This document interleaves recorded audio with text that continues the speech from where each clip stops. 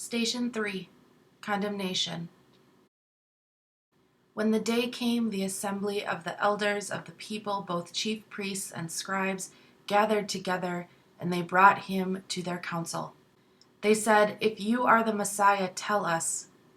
He replied, "If I tell you, you will not believe, and if I question you, you will not answer. But from now on, the Son of Man will be seated at the right hand of the power of God." All of them asked, "Are you then the Son of God?" He said to them, "You say that I am." Then they said, "What further testimony do we need? We have heard it ourselves from his own lips."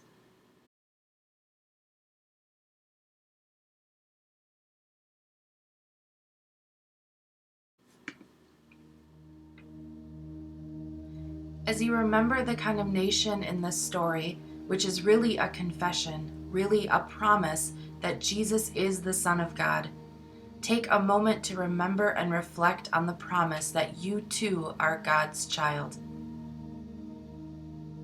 Whatever any other voice, your own or someone else's, might tell you, this identity remains the deepest truth about you and about everyone else you will ever meet.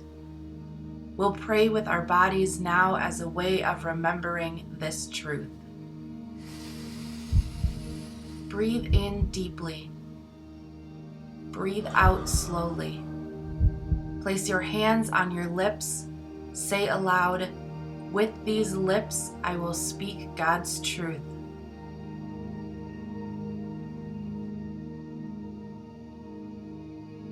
Breathe in deeply. Breathe out slowly.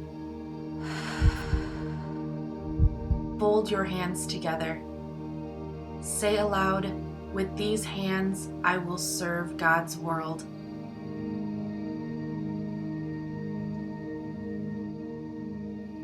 Breathe in deeply. Breathe out slowly. Place your hands on your heart. Say aloud, "With all I am, I will share God's love." Breathe in deeply. Breathe out slowly. Place your hands on your head. Say aloud, "I will remember I am God's own." Amen.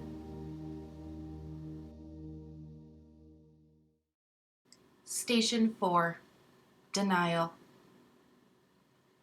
Now Peter was sitting outside in the courtyard. A servant girl came to him and said, "You also were with Jesus the Galilean." But he denied it before all of them, saying, "I do not know what you are talking about."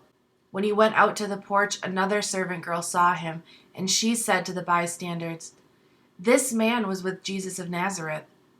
Again he denied it with an oath, "I do not know the man."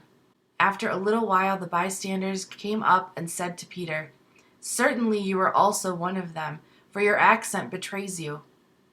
Then he began to curse, and he swore an oath, "I do not know the man." At that moment the rooster crowed.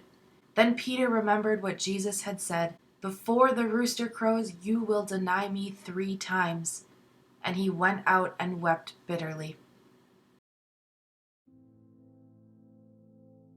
We can imagine Peter's denial of Jesus breaks Jesus' heart.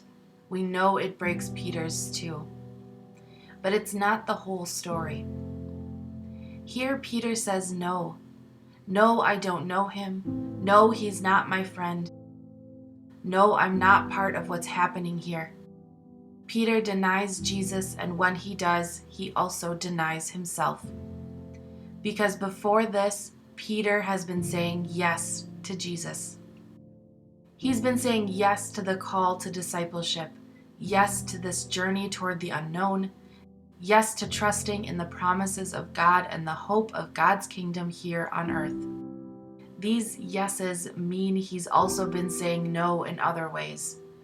No to despair, no to injustice, no to a community where not all are recognized as beloved. Here, Peter's fear gets the best of him. It convinces him to say no to what he's been saying yes to for so long. It convinces him to deny what he trusts and who he is. Think of a yes you've said that is central to your identity. Write it down. Fold up the paper small enough to carry in your pocket. When this service ends, carry it with you. Whenever your fear threatens, unfold the paper. Let your rereading and remembering of this yes give you the courage to know who you are, even in the face of your fear.